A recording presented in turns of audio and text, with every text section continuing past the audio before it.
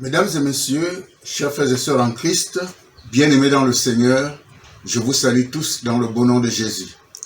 Comme précédemment annoncé, nous allons ouvrir en ce moment, aujourd'hui, notre forum théologique sur un sujet très important, coup d'œil sur les événements de la fin des temps. Nous avons dit la dernière fois que nous allons développer ce sujet en plusieurs thèmes, et même chaque thème peut être développé en plusieurs séquences. Donc nous allons voir aujourd'hui le premier thème, coup d'œil sur les 70 semaines de Daniel. Et pour pouvoir développer ce thème, nous allons nous appuyer sur un texte, Daniel 9, du verset 23 au verset 25. Et je vais lire la parole de Dieu. La Bible dit, lorsque tu as commencé à prier, la parole est sortie, et je viens pour te l'annoncer, car tu es un bien-aimé. Sois attentif à la parole et comprends la vision. 70 semaines ont été fixées sur ton peuple et sur ta ville sainte, pour faire cesser les transgressions et mettre fin au péché, pour expier l'iniquité et amener la justice éternelle, pour sceller la vision et le prophète, pour oindre le Saint des Saints. Verset 25. Sache-le donc et comprends. Depuis le moment où la parole a annoncé que Jérusalem sera rebâtie jusqu'à loin au conducteur, il y a 7 semaines, dans 62 semaines, la place et les fossés sont rétablis, mais en des temps fâcheux. Dans la version d'Arby, au verset 25 dit, « Et sache et comprends, depuis la sortie de la parole, pour rétablir et rebâtir Jérusalem, jusqu'au Messie, le Prince, il y a 7 semaines et 62 semaines. Les places et les fossés seront rebâtis, en cela en des temps troubles. » Ici,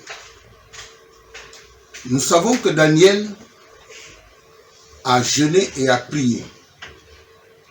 La Bible dit que du temps de Darius, fils d'Assyrus, de la race des Mèdes, à la première année de son règne, Daniel vit dans des livres qu'il devait s'écouler 70 années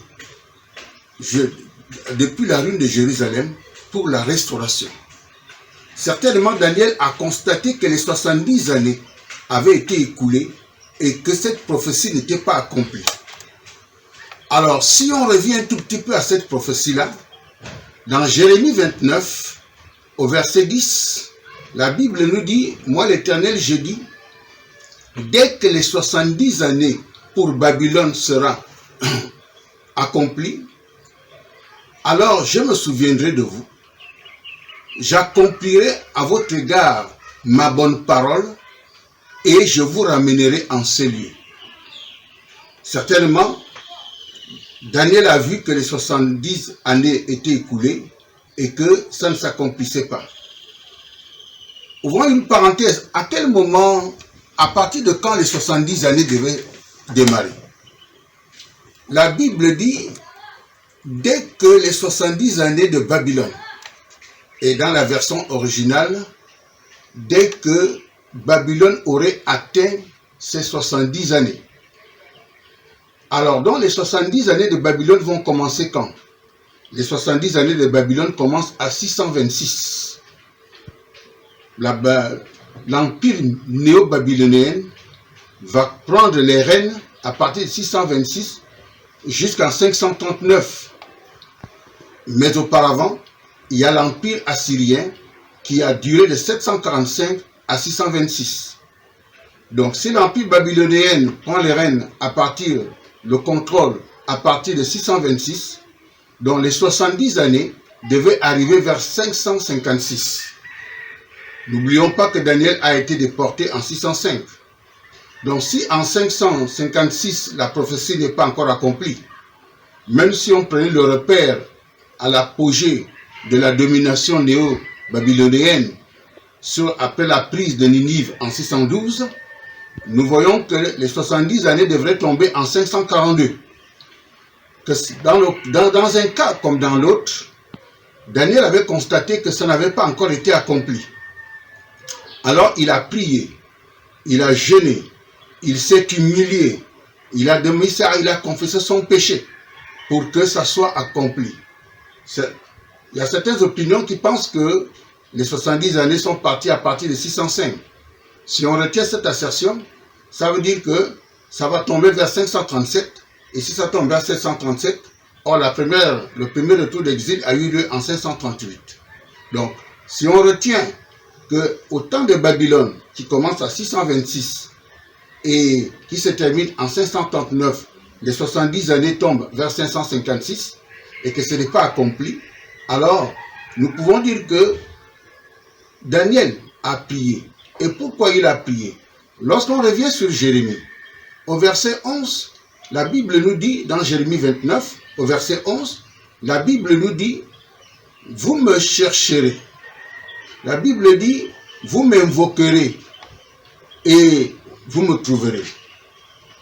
Vous me chercherez, je me laisserai trouver par vous. Vous prierez et je vous exaucerai. Si vous me cherchez de votre cœur, il peut arriver que les 70 années soient accomplies.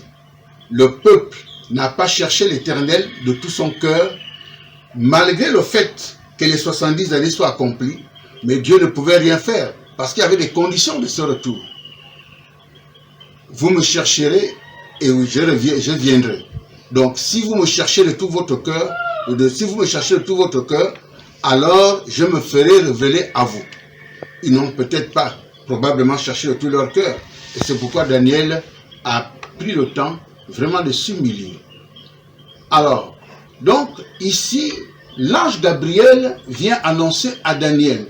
Il dit, homme bien-aimé, dès que tu as prié, la parole est sortie et je viens t'annoncer la vision. Le verset 24 dit, 70 semaines ont été fixées pour ton peuple et pour ta ville sainte. Nous devons comprendre par là que la vision des 70 semaines concerne uniquement le peuple de Daniel et la ville sainte de Daniel. En d'autres termes, ça concerne Israël et Jérusalem. Il dit, 70 semaines ont été fixées pour ton peuple et pour ta ville sainte. Pourquoi? Pour faire cesser les transgressions et mettre fin au péché. Pour pouvoir, donc, ça c'était le premier objectif à atteindre. Et ensuite pour expier l'iniquité et amener la justice éternelle. Ensuite, pour pouvoir sceller la vision et ensuite le prophète. Et pour oindre le Saint des Saints. Voici le programme, les objectifs ou les buts que l'ange Gabriel va montrer à Daniel. Il dit 70 semaines, nous parlons des 70 semaines, ce sont des semaines, années prophétiques. Donc, ce qui correspond à 490 années. Donc, il dit il y a 490 ans qui vont s'écouler. En ces 490 ans, voici les objectifs qui doivent être atteints. Il faut absolument, dans ces 490 ans, ce sera pour faire cesser la transgression, mettre fin au péché, expier l'iniquité, amener la justice éternelle, sceller la vision et le prophète et oindre le Saint des Saints. Ça fait 490 ans. Dans le verset 25, l'ange va maintenant décortiquer plus ou moins comment les choses vont se passer. La Bible nous dit, sache et comprends. Depuis l'annonce que Jérusalem sera rebâtie, jusqu'à loin, jusqu'au conducteur, il y a 62 semaines, la version d'Arbi dit, et 7 semaines. En 72 ans, c'est 69 semaines. Il dit les places et des fossés seront rebâtis, mais en des temps fâcheux. Autrement dit, dans la version Semeur, la ville sera reconstruite, les remparts seront refaits, ensuite des places seront refaites, mais à des moments de trouble, à des moments trop difficiles. C'est ce que dit l'ange à Daniel. Alors, à partir de cet instant, on peut se poser la question à partir de quelle date ou à quel moment vont démarrer les 70 semaines de Daniel. Alors, les 70 semaines de Daniel, pour bien les comprendre, le démarrage, nous allons prendre ce verset qui dit « Depuis que l'annonce que Jérusalem sera rebâtie », certains pensent que les 70 semaines démarrent lorsque Cyrus avait donné le décret en 538 pour le retour et rebâtir le temple. Alors cette assertion a été difficile à retenir tout simplement parce que, Cyrus n'a pas donné le décret pour rebâtir la ville. Cyrus a donné le décret pour bâtir le temple. La deuxième chose, c'est que lorsque nous venons à Esdras, le chapitre 4, le verset 7, la Bible dit qu'au temps d'Artaxerxès I, Long-Main, Meshullam et ses amis avaient écrit au roi Artaxerxès I, Long-Main. Et au verset 12 et 13, ils ont dit au roi, sache que les gens partis de chez toi pour venir ici à Jérusalem sont en train de rebâtir la ville et les murailles et relever ses fondements. Sache que si cette ville est rebâtie et si ces murailles sont reconstruites, tu n'auras plus rien de ce côté. Ils ne paieront plus l'impôt, ils ne paieront plus de tribut, ni le droit de passage. Lorsqu'on regarde le règne d'Artaxerxès, Artaxerxès a régné de 465 en 424. On va ouvrir une parenthèse, une toute petite parenthèse.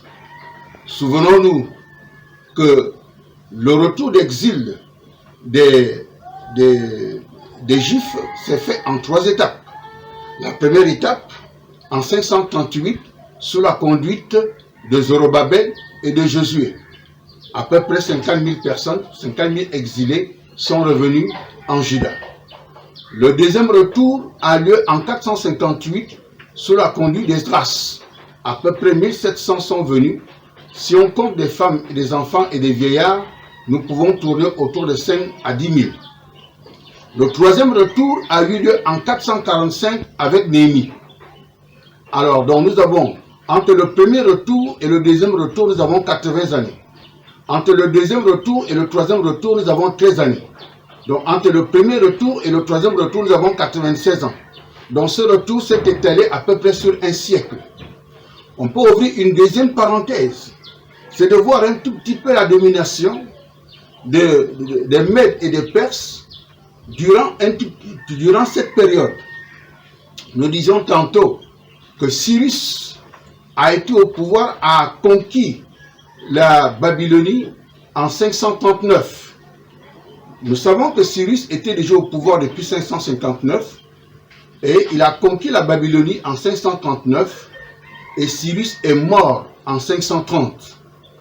Après la mort de Cyrus, son fils Cambyse prend le pouvoir en 530 jusqu'en 522. Après Cambyse, le fils de Cyrus, ce sera Darius I Istap qui prend le pouvoir de 522 à 486.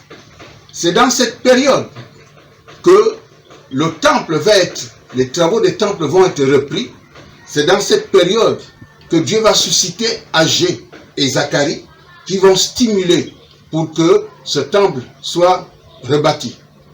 Soit dit en passant, vous savez que les travaux du temple avaient été arrêtés pendant 16 ans. Les travaux ont été lancés en 536. La Bible nous dit dans Esdras 4 que les ennemis de Juda et des ennemis de Benjamin, ils ont d'abord cherché à soudoyer Zorobabel et Josué pour construire avec eux. Ils ont été vigilants, ils ont eu le discernement, ils ont dit nous n'allons pas construire avec vous. Alors ils sont passés au plan B, vous connaissez le texte. Alors ils sont passés par l'intimidation, la manipulation et la corruption. Et ils ont corrompu les conseillers. La Bible dit dans le verset 4 que les travaux ont été ont été troublés.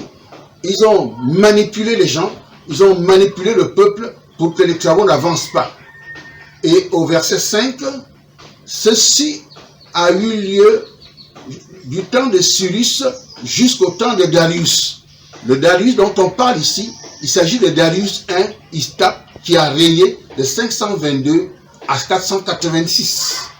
Donc, les travaux du temple ont été arrêtés en 536, 16 ans sans travaux, et sous l'instigation, sous la stimulation de Zacharie et de Agé, les travaux avaient repris en 520.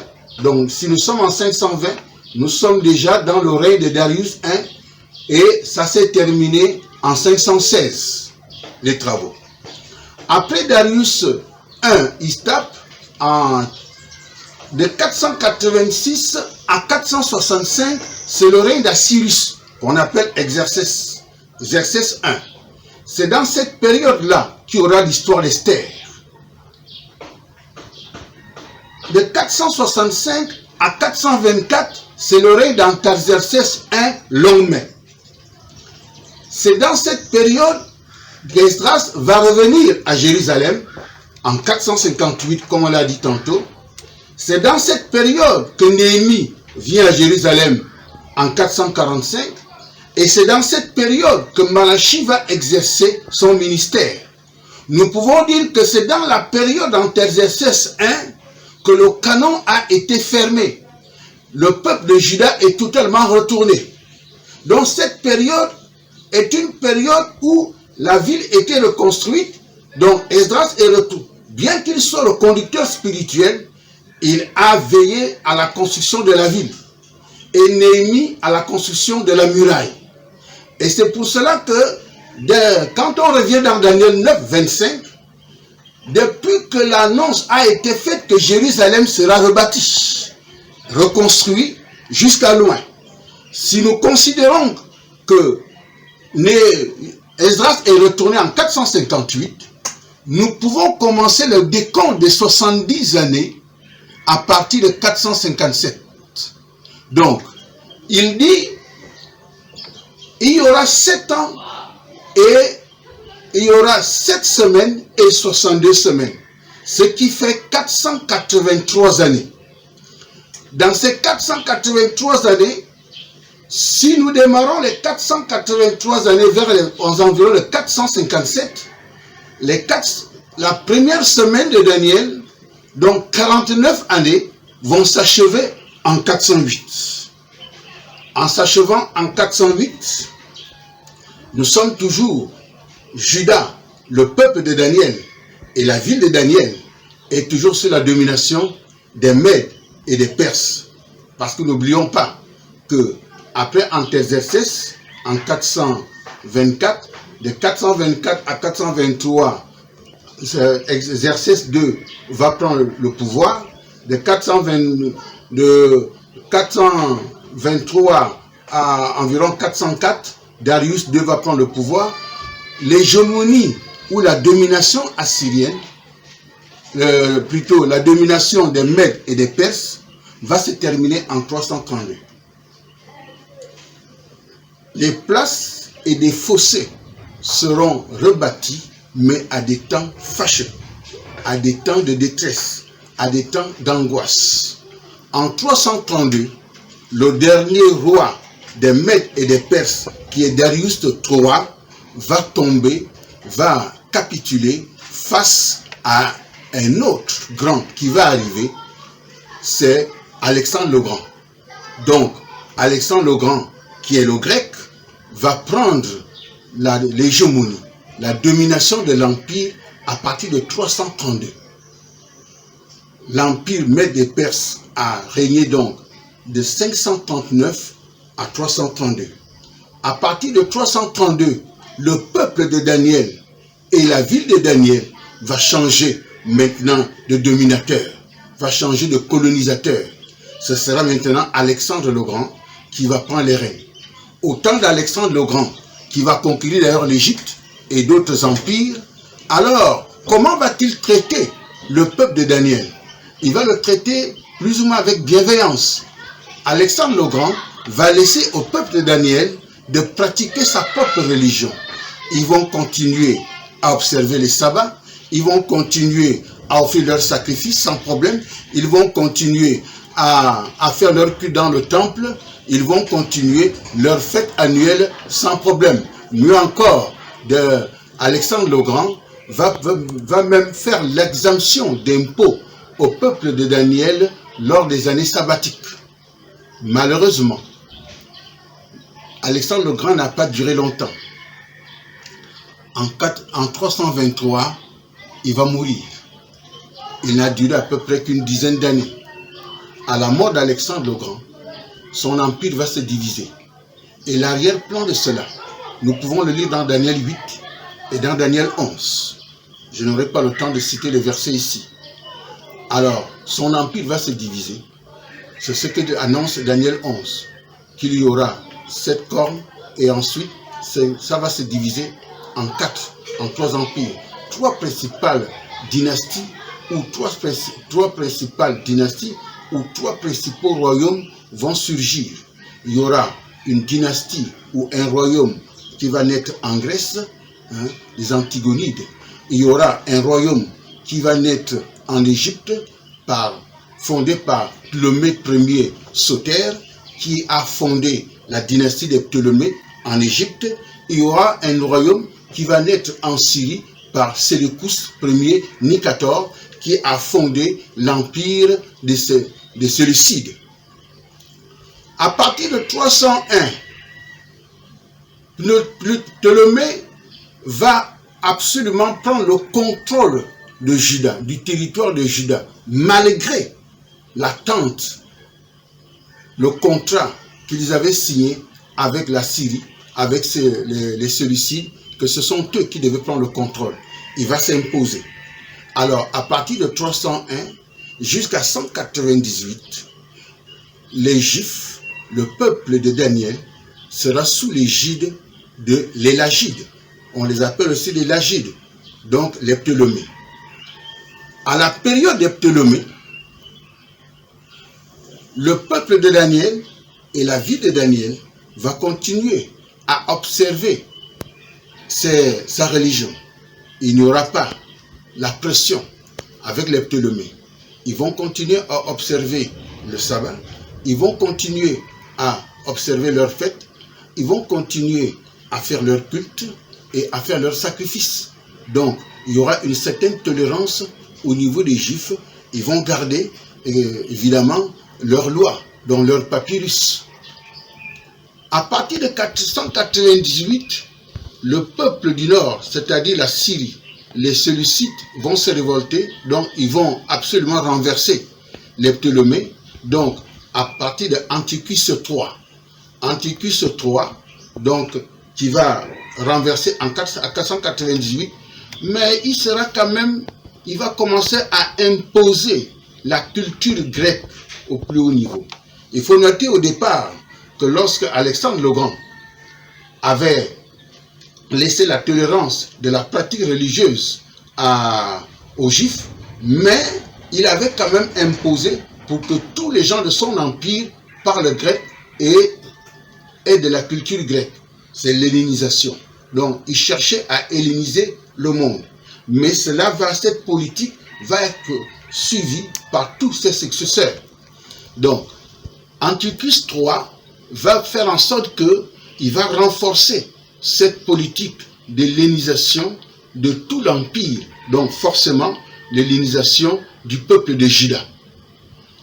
Mais à partir de 174, Antiochus IV Épiphane vient au pouvoir. Il sera différent, et sa politique sera différente de la politique d'Antiochus III.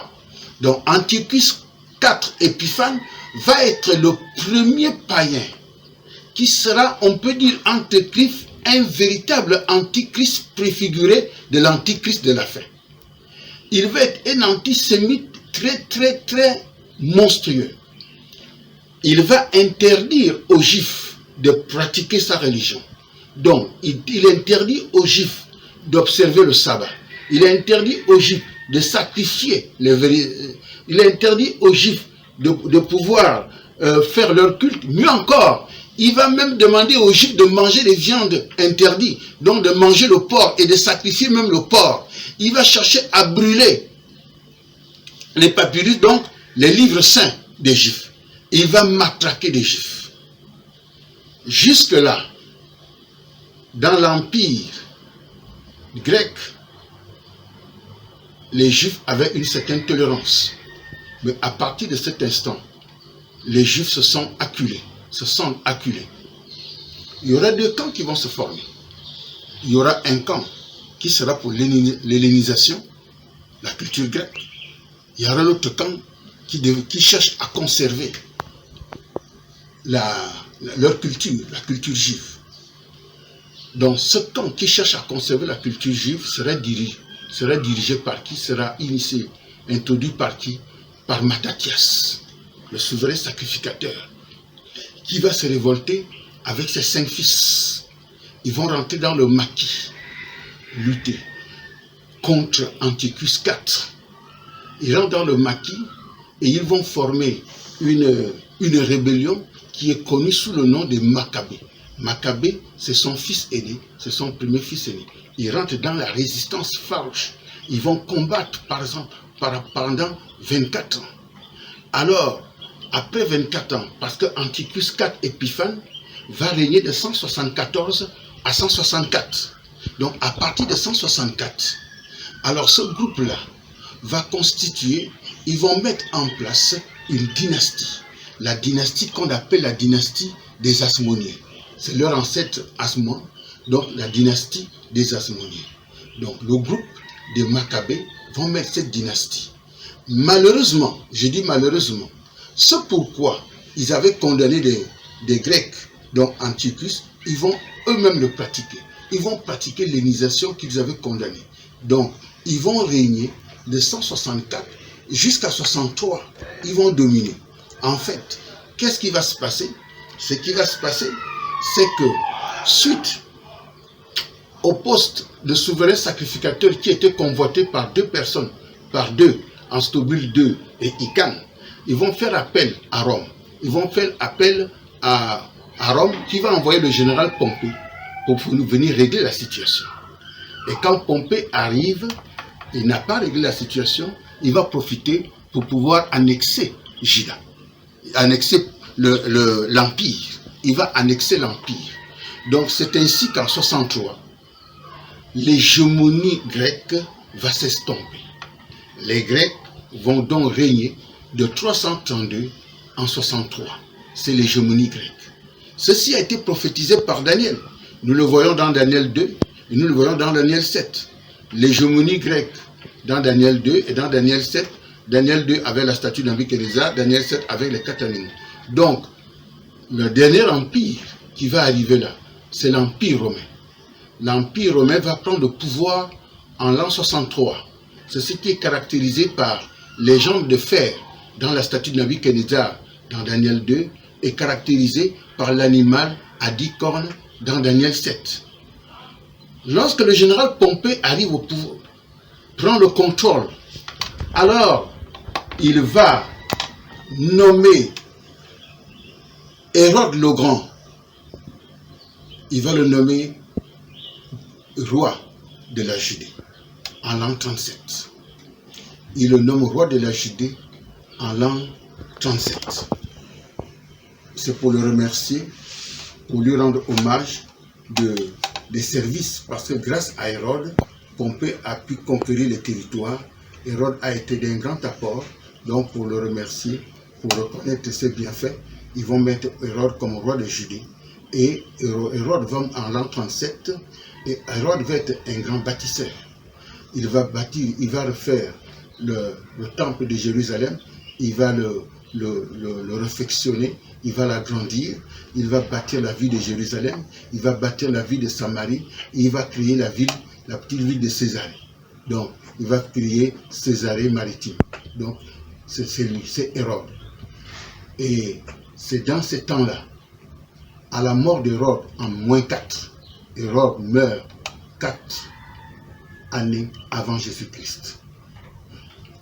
Ce qui revient à dire ceci, Les 62 semaines de Daniel, après les 7 premières années, qui prennent effet de 408, ça doit se terminer en l'an 26 après Jésus-Christ. L'an 26, c'est le temps où Jésus a commencé son ministère. La Bible dit, depuis que l'annonce a été faite que Jérusalem sera rebâtie jusqu'à loin, jusqu'au Messie. Donc jusqu'à l'an 26, nous avons 62 semaines. C'est cette période où Dieu ne parlait plus, ces 62 périodes. N'oublions pas que Malachie a fermé le canon vers les années 430 au plus, sinon 435. Le canon a été fermé à Cyrus Artaxerxès a exercé en 424. Donc, à partir de cet instant, donc après le roi Artaxerxès, Dieu ne parlait plus. Une partie de l'hégémonie des Mèdes et des Perses, et ensuite toute la partie de l'hégémonie des Grecs, Dieu ne parlait pas. Mais l'histoire de Dieu avec les hommes, l'histoire intertestamentaire, l'histoire entre les deux testaments, continuait comme on vient de le relater, avec des Ptolémées, avec des Séleucides, la révolte des Maccabées, ensuite avec la dynastie des Hasmoniens qui va être créée.